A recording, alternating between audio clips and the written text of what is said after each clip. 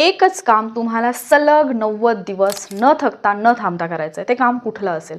अर्थात तुम्ही जे पण तुमचं गोल डिसाईड केलेलं आहे, जो पण तुमचा रोडमॅप आहे, त्याच्यानुसार एक ॲक्शन तुम्हाला पिक करायची आहे की जी तुम्हाला 90 दिवसांमध्ये तुमच्या ध्येयापर्यंत पोहोचण्यासाठी इतकी इम्पॉर्टंट आहे की तुम्ही ती डेली बेसिसवरती केलीच पाहिजे.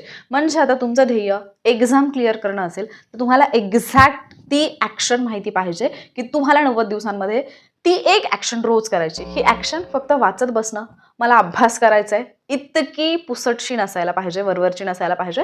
तुम्हाला एक्झॅक्टली माहिती असायला पाहिजे मला अभ्यास करायचा आहे म्हणजे नेमकं काय करायचं आहे. मे बी जर तुम्हाला 90 दिवसांमध्ये एक्झाम क्रॅक करायची असेल तर डेफिनेटली तुमचं गोल हे असायला पाहिजे की 90 दिवसांमध्ये ऑन डेली बेसिस मला काही MCQ सॉल्व्ह करायचे आहेत, माझा पेपर ज्या स्वरूपाचा आहे त्या टाईपचे क्वेश्चन्स मला सॉल्व्ह करायचेच आहेत. आणि या 90 दिवसांमध्ये या गोष्टीसाठी तुम्ही एक दिवस सुद्धा ब्रेक घेणार नाही आहात.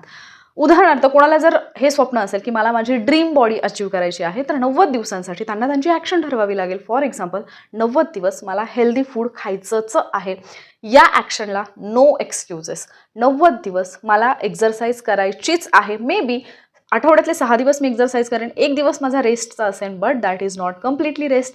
त्या दिवशी मी काहीतरी असं करेन की जे माझ्या वर्कआउटसाठी ॲक्च्युली पूरक असेल. ठीक आहे. सो तुम्हाला 90 दिवसांसाठी एक ॲक्शन सिलेक्ट करायची, ती ॲक्शन लिहा आणि ॲट एनी कॉस्ट तुम्हाला 90 दिवस ती गोष्ट फॉलो करायची म्हणजे करायचीच आहे. आता जेव्हा तुम्ही ती ॲक्शन सिलेक्ट केलेली आहे तर दिवसातला 3 ते 4 तासाचा वेळ हा त्या ॲक्शनसाठी द्यायचा म्हणजे द्यायचाच आहे. आता डिपेंड आहे की तुमचं गोल काय आहे. जर तुमचं एक्झाम हे गोल असेल तर ॲटलिस्ट 1 तास तुम्ही MCQ साठी देणं गरजेचं आहे, कारण तुम्हाला एक्झाममध्ये त्याच प्रकारचे क्वेश्चन्स विचारले जाणार आहेत.